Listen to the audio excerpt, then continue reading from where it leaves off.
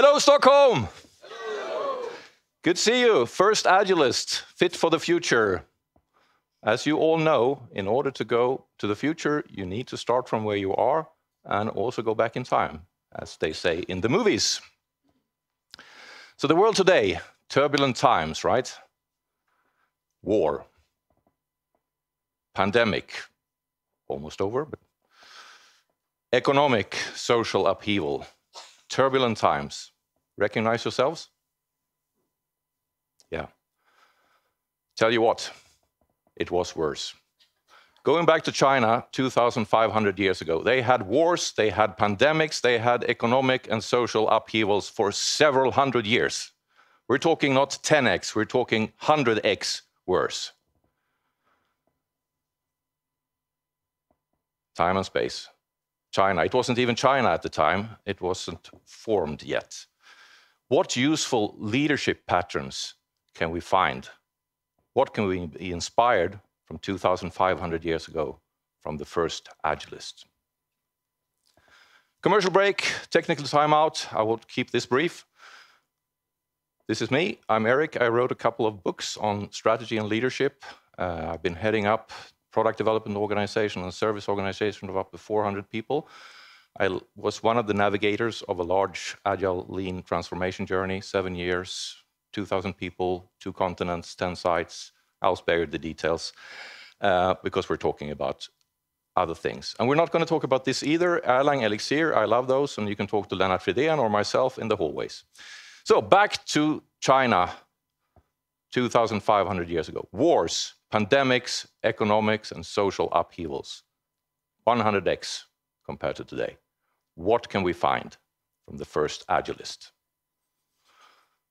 Lao Tzu, very mysterious person. We don't even know if he, presumably a he, existed. There's a book which is very mysterious and enigmatic. And let's see. Chinese is a very fantastic language. It's pictograms, it's pictures.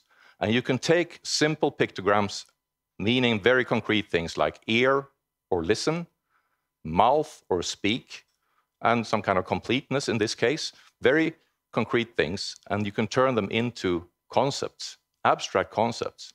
So if you think about ear, listen or speak with your mouth, and something complete, what kind of concept could you combine those pictures into? Let's see how your Chinese is in the room. Anyone would take a guess? Dialogue, good one. What kind of people do dialogues? Hopefully. Everyone. Yes. Leaders, yeah, because the topic is leadership, sort of. Skilled leaders, because if they're unskilled, they mostly talk. They don't listen so much. And they lack some kind of completeness. But again, this is not, specific roles. Everyone should do this. Everyone should be a leader. Listen first, speak later. Chinese lesson number 2. Foot or steps. Head, or give direction. I think you can even see on the picture, you see some hair and you see a face there. That's like a head. So if you want to give direction to your steps, what concept could that be? Strategy, good guess, close but no cigar. More guesses. What do you need in order to have a strategy? Vision, yeah, that's almost purpose. Today we call this purpose. I don't think they call it purpose in China 2,500 years ago, but today we would call that purpose, to give direction to your steps. Final lesson. Again, step, straight, heart and mind. And this connects very much with what Reza talked about a couple of minutes back, heart and mind. So walking straight, following your heart and mind. Walking straight, following your heart and mind. What concept could that be? This is tricky, but it's the third example, so I hope you're warmed up now. Sorry? Plan. Oh, sort of. Direction? Yeah, almost. Engagement? Oh, yeah, almost. Goal? Almost. I would say integrity. This one is hard. It's a bit hard. Integrity, it's a big concept, right? But walking straight, following your heart and mind, would you agree that that's sort of integrity? Okay, yeah. And now I could end my talk, but I still have 5 more minutes. So, because this summarizes the book Tao Te Ching, or Tao Te Ching. I'm not good at speaking Chinese, but you know, it's about leadership, it's about purpose, and it's about integrity. But let's dig into it a bit more. But before that, who's this? Yes, Ursula K. Le Guin. She's a big fan of Lao Tzu. She even wrote her own translation or her own interpretation. So the most lovable of all great texts, funny, kind, keen, modest, indestructibly outrageous, inexhaustibly refreshing of all the deep springs, this is the purest water. To me, it's also the deepest spring. Pretty good praise from a pretty good author, I think.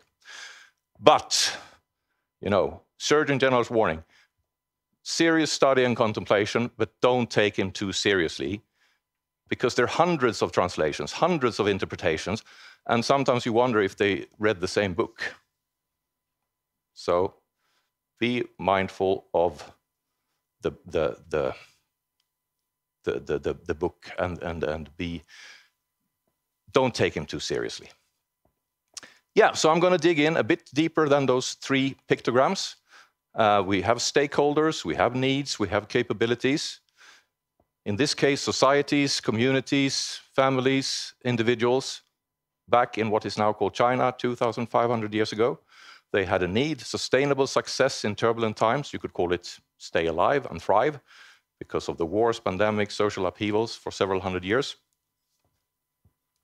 And in order to do that, to be effective in the sense of achieving maximum outcomes with minimum efforts. Think about cooking. How can you make use of your ingredients in the best possible way? And it all starts with being heart mindful. Coming back to Reza's talk a few minutes back, accessing both your thoughts and your feelings in your heart and your gut.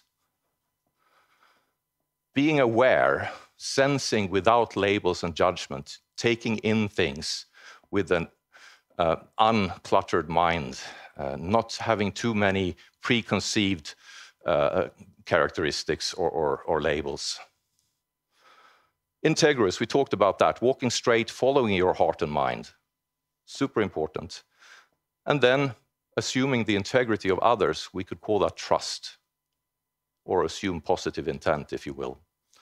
Being helpful, I like this part. It's, you know, attending to folks' needs, not fulfilling folks' needs, not fulfilling everyone's needs, because that's impossible. We're not gods, we're human beings. But attending to folks' needs, including your own. Integrative, taking in what's happening and seeing the different and complementary perspectives and integrating those different perspectives. And then you could co-create a purpose and you can act accordingly. Holistic, harmonizing the whole system based on purpose, using all those perspectives. And flexible, of course, we could call that agile.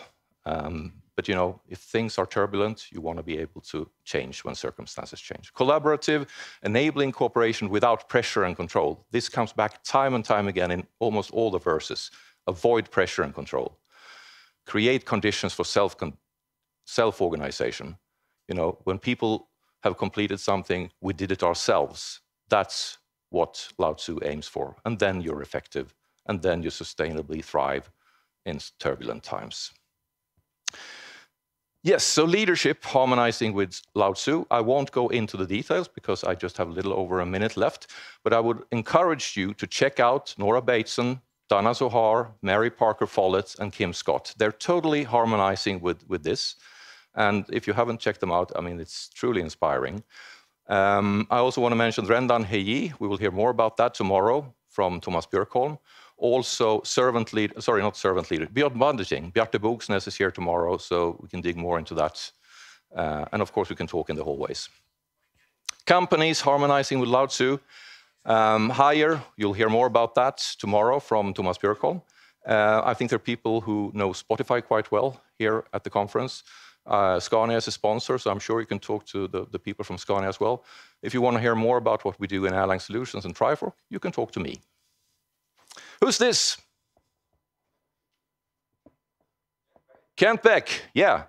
Can't summarize this in a tweet. Purpose is a surer path to pressure than productivity than pressure. Pressure keeps knocking you off the path.